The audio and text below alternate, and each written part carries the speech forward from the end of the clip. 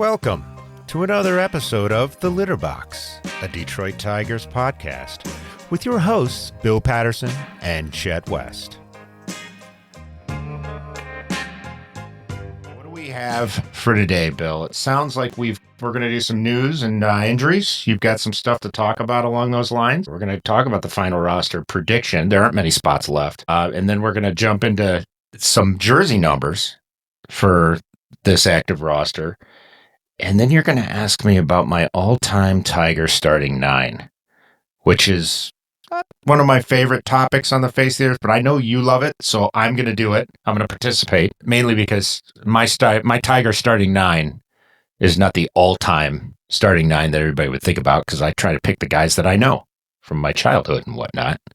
So give it to us. What do you have for this week, Bill?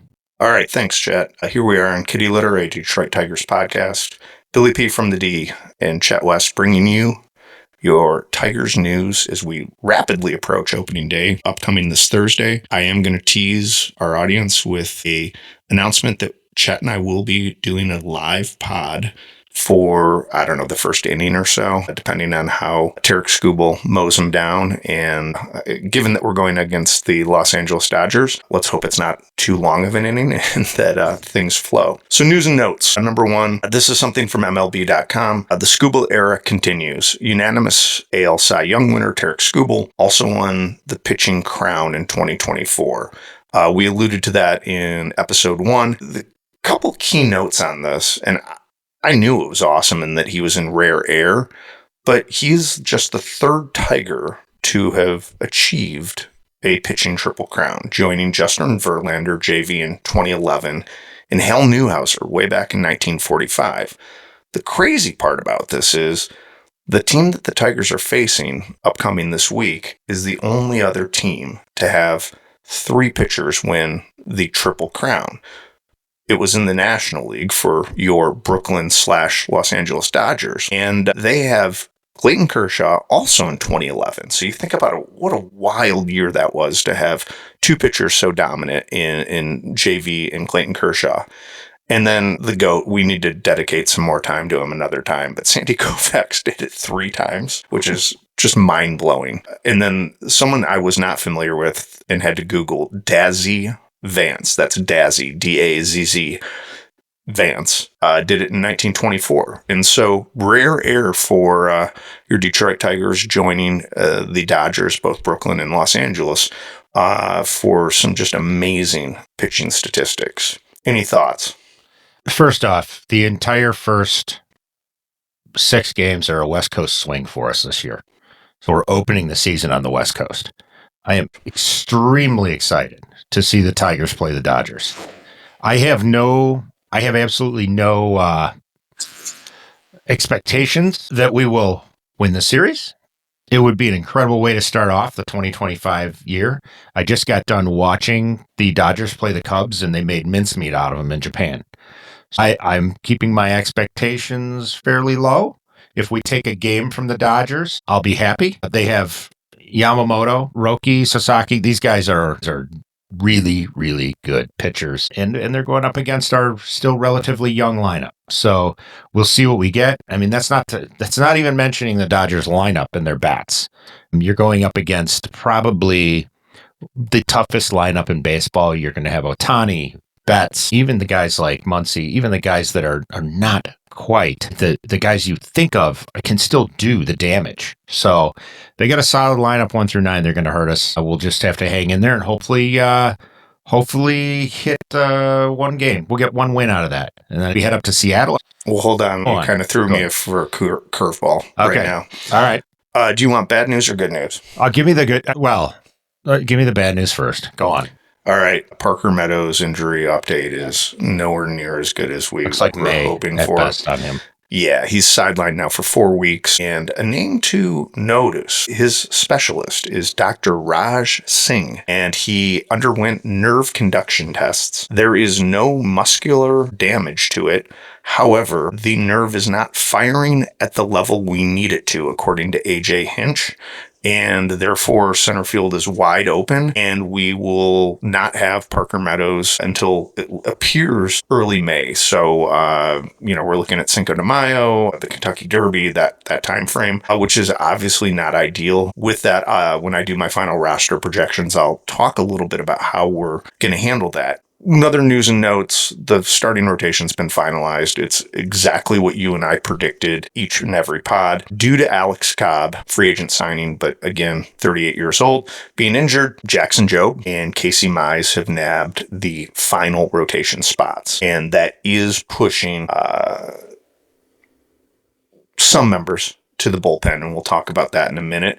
But the Tigers have a ridiculously stacked 1 through 5. Everything I'm reading on MLB.com, ESPN.com, The Athletic says that the Tigers might have top 3 starting rotations with the Dodgers and a couple others in Major League Baseball, and that Casey Mize and Jackson Jobe are nowhere near your typical 4th and 5th starter, but with Skubal being your ace, Jack Flaherty being your number 2, and Reese Olson, as you said very succinctly 2 weeks ago and last week, deserving of that 3 spot. That's what you're looking at. A lefty in your ace with Skubal and then 4 right-handed pitchers, and I feel very, very good about that being the strength of the team going forward.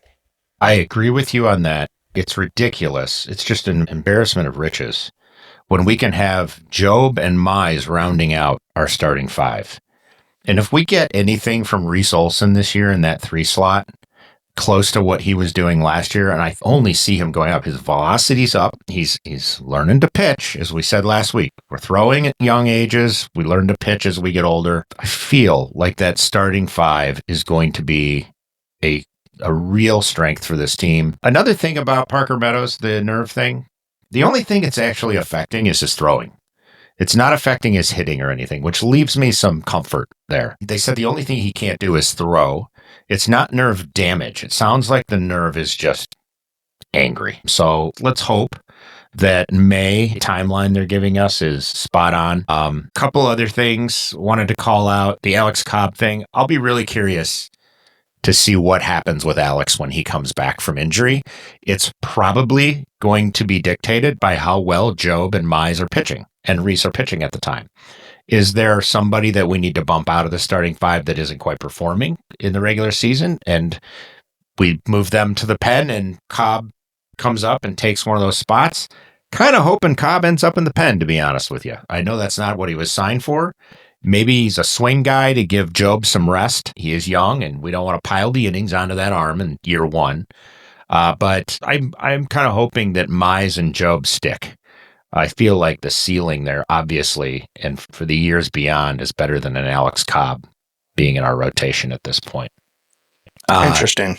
Yeah, and I did read a little something here. It looks like McGonigal, who's one of our top prospects, could be considered for the third base job if he comes along in the minors too. I don't know if you had that on your news slot and I just stole it from you, but no, it was an interesting, he's one of our top prospects. It was an interesting thought for that third base spot because as everybody knows, Young was sent down, and we're kind of waffling over there as to who's going to play third base now this season. So if I can circle back, my last news and notes was you touched on the Cubs and Dodgers playing in Tokyo, 2 games last week. Very exciting. The Japanese media and baseball fans loved it. I expect this to be something that continues with Major League Baseball. And what I came away with is Shohei Ohtani gave everybody what they wanted and expected. He put on a show. So it leads me to this question for you. Shohei Ohtani is the biggest athlete playing for the best team in a team sport since, is it fair to say, Michael Jordan? I don't know if he's Jordan-esque, but he's getting pretty close. He's got international fame. I don't know that Europe is thinking of him the way they thought of Jordan back in the day. I mean, Jordan was popular everywhere, right? He was all over the place, mainly because basketball is just more of an international sport. So that probably drove a lot of that. Baseball is somewhat limited to the Pacific Rim and the United States. Yeah, there's some players that are coming out of the Netherlands and some players that are coming out of Italy, and we get the occasional player out of Australia, but really at this point, Pacific Rim and North America are where baseball kind of thrives from a popularity standpoint. So that said, he's got to be the biggest star baseball has seen in the last 2 to 3 decades easily. He's definitely surpassed Mike Trout at this point. Trout was kind of the poster boy for baseball up until recently, and now Trout's kind of fading. He's got injuries, he's got health issues. Everybody's kind of hoping that maybe just being a DH will keep him on the field a little longer, and that's possible. Yeah, Shohei, and I'm curious to see if they're going to have him pitch much going forward. His pitching repertoire has kind of been forgotten due to injury, and they've kind of left him off the mound. I'm curious to see if he'll get back on the mound anytime soon. Likewise. And I just struggled outside of Tiger Woods in his heyday, but different sport because it's an individual sport, that I had to go back to Michael Jordan to come up with anybody that has international appeal, that is playing on a team that's on top of its game and is the face of the franchise, the face of the sport. And that was kind of the comparison. I agree with you. I mean, Jordan's appeal went beyond just basketball. I mean, he was a style maven, Air Jordans. Oh, yeah. Speak for themselves. He single-handedly put Nike in a different stratosphere. That all being said, I just thought it was just something that we should check in on this season, because baseball hasn't had like a singular star. I mean, you think about how great Mike Trout is, and his comps are, Mickey Mantle-esque, yet he's never really performed in the playoffs for us to see. He's not an October or November guy. He's the second team in a huge market by a great distance. And I'm excited for baseball. I'm excited for Shohei. I'm excited, although I agree 100%. If the Tigers win one and Chavez Ravine against the Dodgers, I think we will be fortunate. Still, I think it speaks to the volume of what the Tigers accomplished last year. And Tarek Skubal winning baseball's Triple Crown, going up against, the Dodgers starting pitching, the Dodgers 1 through 9. It's just an exciting time for the Tigers. It's the nationally televised game on ESPN next Thursday, the 27th. And I'm just looking forward to it. A year ago, I don't think you and I could have had this discussion about the Tigers being slotted for that. And that's where all signs point up. And we'll go from there. I want to throw another little tidbit at you here. This will be the warmest opening day, not counting the COVID-shortened 2020 season. They had opening day on July 24th in 2020, and it was 89 degrees in Cincinnati for that one. This will be the warmest opening day outdoor game since 2016 when they played Miami, the Marlins. It was 77 degrees on that day. So they're starting the season off with some warmth. If they open this thing in Detroit, it's typically somewhere between 32 and 45 degrees, which is no fun for anyone playing baseball. I've always thought that given the amount of domes and warm weather teams that Major League Baseball has, why they don't start in those areas opposed to, the White Sox have opening day upcoming this Friday, and it's going to be cold. There's no doubt about it. And it probably make more sense to open in Milwaukee where there's a dome, or it's something like 3 games against the Dodgers and Chavez Ravine, and then they go to Seattle for 3 games in T-Mobile Park. There may be rain, but they have a roof, so they're going to avoid any bad weather, at least in the first 6 games of the season, which is great. Yeah, Chicago's forecast for Friday actually isn't as bad as some opening days, but a high of 55, a low of 40, 45% chance of precipitation. And there's nothing worse than having that opening series stalled by weather, just taking all the air out of the balloon, right? So that's good stuff. Go on, give me your roster predictions. Where are we at? All right, so our starting lineup, I'll just go through it one more time. Tarek Skubal, left-handed starter, the ace, number 29 in your program. Jack Flaherty, right-handed pitcher, he's wearing number 9. Reese Olson, right-handed pitcher, wearing number 45. And then I'm going to put Casey Mize in the 4th spot, but who knows if it's going to be him or Job. Right-hander, number 12. Jackson Job, right-hander, number 21. For your pen, one of the news and notes that we wanted to talk about is that Kenta Maeda accepted his role down to the pen. I saw that. And he was very willing and open about it, very honest about it. And it was everything we could have hoped for from an optimistic standpoint. So he's a right-hander. He's going to be wearing number 18, joining him in the pen. And this is the greatest area of volatility, I think, in these predictions. I've got Tyler Holton, a left-hander, number 68, my guy. Will Vest, right-hander, number 19. Tommy Cannell, right-hander, number 43. Jason Foley, right-hander, number 68. John Brebbia, right-hander, number 49. Bo Brisky, right-hander, number 4. And Brant Herder, left-hander, number 48.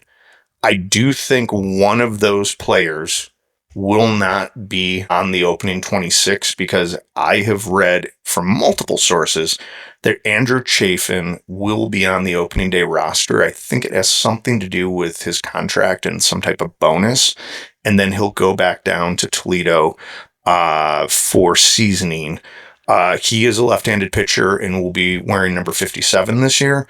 And then the other guy that's in the mix that I am hearing isn't going to be on the 26, but again, we won't know until Thursday, is Brennan Hanafy. He's a right-hander. He wears number 75. So that's your pitching staff kind of going through everything. As far as position players, there's a lot of volatility here, Chet, because we still don't have center field settled. I'll give you a couple projections on it, but I do have to admit, I did a double take looking at the box score on the 22nd because your guy, Javi Baez, started the game in center field. So he has moved from shortstop to third base, now to center field in the span of a week. And again, the bad news concerning one Parker Meadows leaves that position open. So do you want to talk a little bit about this? And then I'll run through my position players, the bench spots, and then I still have one opening and we can talk about, what our projections are on that.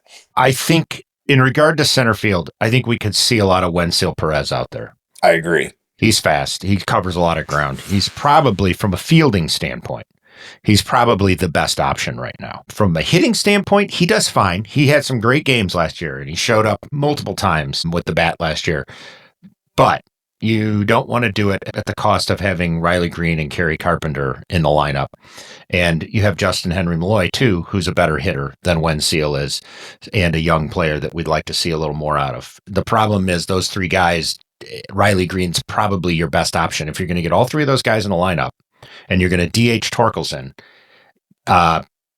Wensil's going to be on the bench. He probably gets brought in more as like a defensive replacement, late innings, possibly. But then, and probably be removing Justin Henry Malloy from the lineup in that situation. But I think he's going to play a role out there. I think he's going to be a piece of center field. As far as third base goes, I think you're looking at Ibanez and McKinstry going back and forth there. And I'm pretty sure Torque has locked up that DH spot for the time being. It will all depend on how much he hits. They did hint this past week. And they had it, they slotted this in one of the spring training lineups over the past week. They had Colt Keith back at second and Torque at first. And it brought multiple questions the next day from the press about why is Keith back at second now? Why is Torque playing first base? Is this a possibility going forward? And like Hinch, being Hinch, just was kind of like, yeah, we never said that wasn't going to happen. We just said, the regular was going to be Keith at first and Gleyber at second. And there's going to be days when Gleyber gets a day off and Keith's going to play second base. He kind of answered it very matter-of-factly.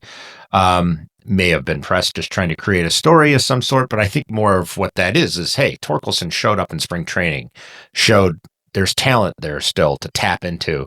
We got to find a place on the field for him, and DHing him every day may not be the best way to get him going. So he may play first base every once in a while, which is great. As far as that goes, you got Rogers and Dingler as your catchers. It looks like your buddy Dingler is going to be the backup catcher from what I'm hearing. Maybe he gets more starts than the typical backups catcher, and it's a 50-50 deal for them, which I think would be great. Other than that, the starting rotation, exactly what we thought it was going to be. I think Andrew Chafin, being a left-handed pitcher, gets into the pen because of that more so than any contract. We don't have a lot of left-hand pitchers in this staff right now. No, he's one of 4 total. Yeah. So they need a left-handed presence, and he's a veteran. And maybe then the contract stuff kicks in too. I think Hinch trusts him implicitly as well. When it comes down to it, Yeah, and Maeda got that. It looks like he's going to have that middle relief, long relief role. I see him as a solid innings eater when That's we're a in trouble. great luxury for them to have. It's a great luxury that he's not the number 5 guy right now, and who knows what happens Yeah. throughout the season. So let me Tommy run through Canley's the been good in spring positions. training. Yeah, go ahead, go on, Yeah. fire away. And again, I think AJ Hinch you alluded to it earlier, he's going to have some chaos with this. What I'm projecting now, I know is super debatable, but Riley Green in the leadoff spot, playing center field. He's a left-handed batter, number 31. Gleyber Torres, second base, right-handed hitter, number 25. Colt Keith batting third, first base, left-handed hitter, number 33. Kerry Carpenter, right fielder, left-handed bat, number 30. Spencer Torkelson, DH, right-handed bat, number 20. Justin Henry Malloy, left field, right-handed bat, number 44. And I do want to call him out. He has had an excellent spring. He was not someone that 4 weeks ago we had projected being a certainty on this 26-man, and I would say he is as close to a certainty as there is. As you alluded to earlier, Jake Rogers, catcher, right-handed hitter, number 34. Trey Sweeney, shortstop, left-handed bat, number 27. Javi Baez, I'm putting at third base just for the time being, number 28. Your bench is going to be Zach McKinstry, utility, left-handed bat, number 39. And then I've got 2 outfielders, Andy Ibanez to play outfield. He's a right-handed bat, number 77. And here's why I think your guy, Winsel Perez, makes the team. He's the only switch hitter we have, number 46, and can play a multitude of outfield positions, including that all-important center field until Meadows gets back. And then you talked about it, Dylan Dingler will be the backup catcher. I wouldn't be surprised if he catches Job and Mize to start the season and they fold him in more. He's going to be wearing number 13, which I'm very bittersweet about because on opening day, I will have my Lance Parrish 13 jersey on, also an all-time Tiger great catcher. So I hope he's up to, wearing that important number from our childhood. I think, did you know, by the way, Jake Rogers was a Gold Glove finalist last season? So a tip of the cap to Jake Rogers. I didn't know he was a Gold Glove finalist. I did not. That's good knowledge. So that's kind of, gets a feather in his cap. But I like Dingler. So that's 26. That leaves Jahmai Jones off. And remember, I had Chafin and Hanafi not making the team. So there's going to be movement. So we'll update that on Thursday. Injured reserve, we already talked about Alex Cobb. He's a right-handed pitcher. He's going to be wearing number 38 this year. And then we've got Lang, Vierling, Meadows, and then Sawyer, Gibson, Long, all on the injured list right now. Vierling, we actually got good news. He might be back a week into the season after the West Coast swing throughout Los Angeles and Seattle. So that could provide great relief both for third base and for center field. So I think if the Tigers can just weather this storm, I think the Seattle series is going to be more important than from a wins and loss standpoint. Again, I think 1 and 2 is very reasonable for coming out of the series with the Dodgers. If they can win the series against the Mariners, come back home, I think things will be pointing up. So that's kind of where we're at with it. I do think AJ Hinch is going to have some fun with this lineup. There's a lot of versatility, and I do see Alex Lang taking a bullpen spot. So it's going to be curious to see who sticks around in the pen. I know Maeda's getting paid a lot, but can he be the inning eater? I think Holton's probably a lock to stay there most of the season. I think Vest is a lock. Foley, even though he didn't have the greatest spring, I think is a lock. And I think Brent Herter's probably a lock. From there, it's going to be interesting to see who stays up and then who gets sent down. I was just about to say, when Vierling comes back, who goes down? Well, I do have 2 last news and notes points for you. I did a little extra research on this. Trey Sweeney and Zach McKinstry are no longer, they're out of options. Yeah. So that probably puts pressure to keep them up, which means that Perez or Ibanez could be odd man out. Again, there are some weaknesses in this lineup. I mean, Colt Keith bulked up and is moving positions. Torkelson has never been able to hit for more than 6 weeks at a time. Same, McKinstry's good for usually 30 days at a time, and then the rest of the season's kind of a wash. I'm not going to pile on Baez anymore. There's no point. So, and then the other thing is, Carpenter's really good against right-handed pitching, and he falls off a cliff into the abyss against Left-handed pitching. So there's just questions, but I do like the versatility of it, and I do love the starting pitching. I think the Tigers are going to be in a lot of 3-1, 3-2, 4-3 type ball games, playing small ball, getting the extra man over, using all 5 tools for the guys that have 5 tools. Looking at you, Riley Green. Looking at you, Gleyber Torres.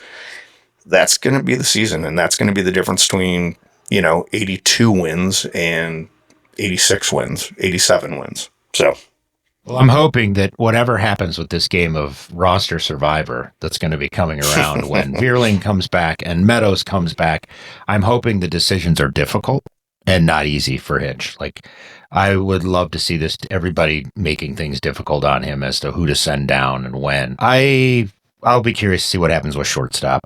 Due to the fact that Sweeney doesn't have options, that does make some things tough to predict who would go down and who would come up in those instances. And we'll see what he does. I mean, it's going to be, might be a little chaotic with the roster, and you never know. I mean, we could have injuries. We could have, who knows how this will all shake out.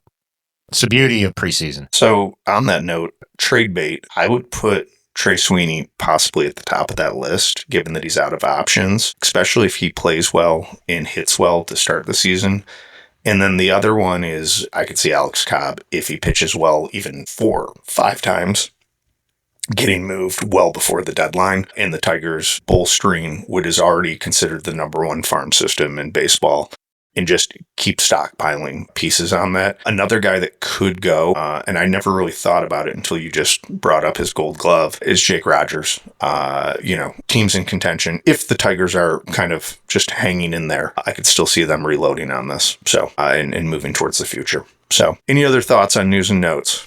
I got nothing else. I think we've covered it quite well. Good job. You did some excellent research there for this week. And last tidbit is that Tarek Skubal will be the opening day starter. I don't know. I'm shocked. That's newsworthy, but that'll be fun to watch him. I bet that was tough to figure that one out. Yeah, our crack research team really dug deep on that. All right, I'm going to give you my Tigers all time and just kind of talk through it. And another interesting one, as the pod grows, I would love to have like somebody similar to us that's like a Mets fan or a Red Sox fan, kind of do their all time and, kind of compare the wars and all that. And really all time roster. Yeah. Like I could see like a Giants person just having like a really strong team. I mean, we know the Yankees would be great, but Dodgers great as well. But I've got Ty Cobb playing center field, leading off, Charlie Gehringer, the mechanical man. Number 2, playing second base. Al Kaline batting in the 3-hole. Your right fielder, Mr. Tiger. Number 6, Hank Greenberg, Hammer and Hank. Number 5, playing first. Miguel Cabrera, number 24, is your DH. Not Tyler, but Willie Horton. So you're going with Miggy as your DH instead of your 3-bag. Yeah. Okay. Yeah. Okay. Well, I've got a really good 3-bagger. Okay. Willie Horton, 23, playing left field.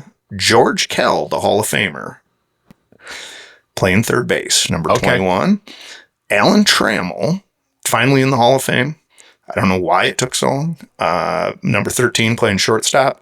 And then this is honestly the biggest debate I had was I had 3 guys slotted to bat ninth and be the catcher.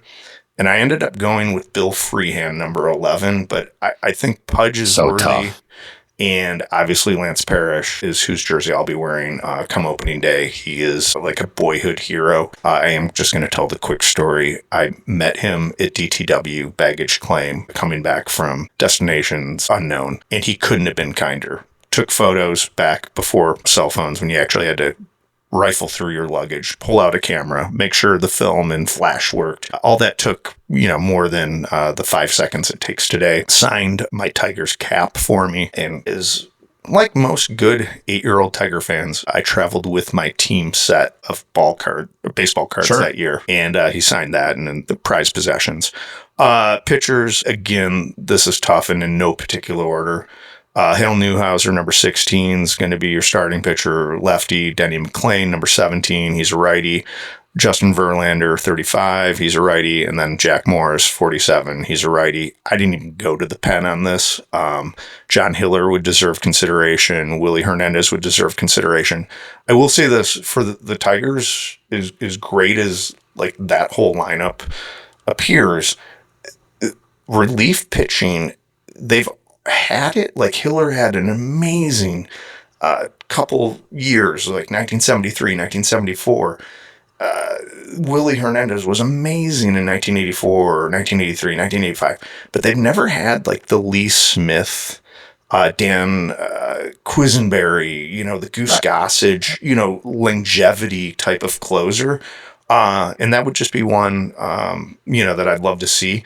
This is selfish, and it's a shout out to one of our commenters. If I did have to pick a kind of oddball guy, just a loose locker room guy, and to be the relief pitcher, it would be Todd Jones. And case in point, one of our listeners, Brett, made us t-shirts that said only the Lord saves more than Todd Jones. And we wore those for decades. So that's kind of my all-time Tigers list. I'd love to hear your thoughts. Only the Lord saves more than Todd Jones. Uh-huh.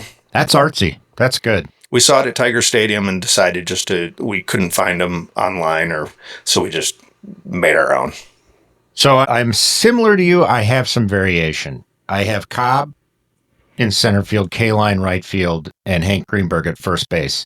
My first big decision had to come at first base, and you got to take Hank Greenberg. This is where the all-time and Chet's favorite lineup kind of gets difficult. So if I was doing Chet's favorite lineup, Miggy has to be considered at first base for me. Okay.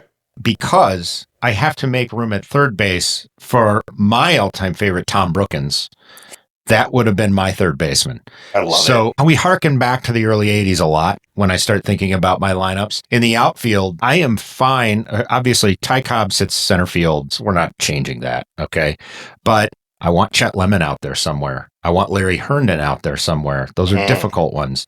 You got a guy like Rocky Calavito, who's a great left fielder for the Tigers. So we're battling with some other names in there that I think about. So I'm going to throw Chet Lemon in left, and he's going to bat sixth. Cecil's going to be my DH. Wow. He's going to bat fifth. Miggy's going to be Miggy is my DH. He's going to bat fifth. But again, this is where I get all screwed up because it's my list versus all time. So back to all time. Hank's first. Miggy's got to play third.